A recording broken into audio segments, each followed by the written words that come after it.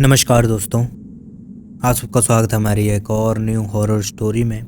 तो दोस्तों, आज हम आपको अपने सब्सक्राइबर की एक दिल दहला देने वाली भूतिया कहानी सुनाने जा रहे हैं। तो इस वीडियो को शुरू से एंड तक ज़रूर से देखें और अगर वीडियो अच्छी लगे तो लाइक और सब्सक्राइब करना ना भूलें।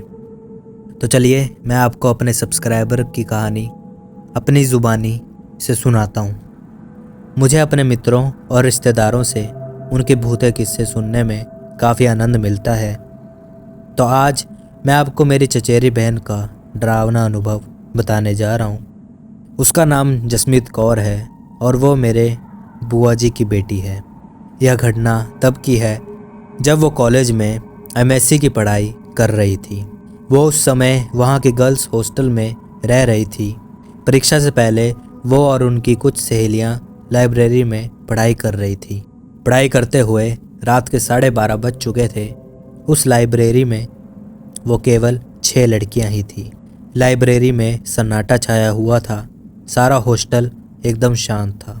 तभी उनमें से एक लड़की ने कहा कि बस यार, पढ़ पढ़ के बोर हो गए हैं, क्यों ना कोई नया खेल खेलें जिससे दिमाग भी फ्रेश हो जाए और नींद भी आ जाएगी। सब उसकी बात से सहमत हो गए। उनमें से एक लड़की, जिसका नाम पूजा था, वो बोली कि चलो हम सब किसी आत्मा से बात करते हैं।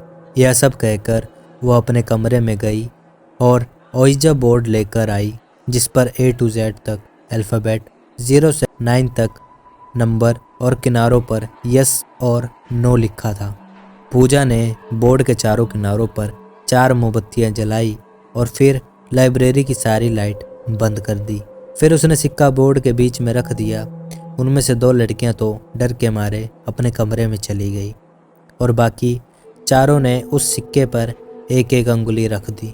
फिर पूजा ने कहा कि कोई डरना मत और यहाँ से उठना मत, वरना आत्मा नाराज़ हो जाएगी। अब पूजा बोलने लगी, अगर यहाँ पर कोई आत्मा है तो प्लीज़ हमसे बात करो।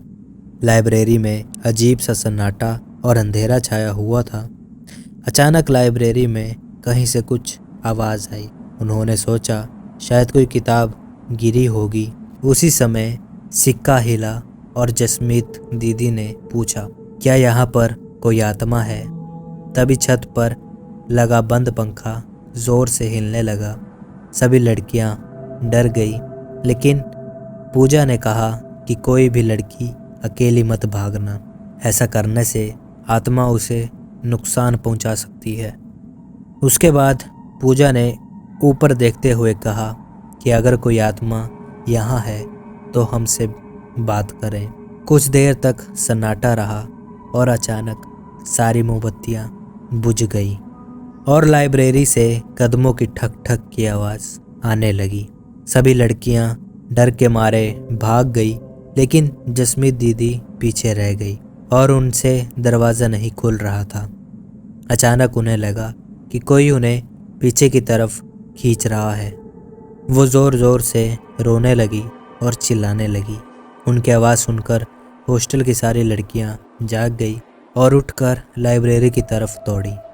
हॉस्टल वार्डन और सभी लड़कियों ने मिलकर दरवाज़ा खोला और दीदी को बाहर निकाला। इस घटना के बाद उन्हें आज तक लाइब्रेरी के डरावने सपने आते रहते थे और वो आज तक उस घटना को नहीं भूल पाए। तो दोस्तों, ये थी मेरी दीदी के अनुभव को देखकर मुझे ये लगा कि कभी भी किसी आत्मा का प्रेत को परेशान नहीं करना चाहिए।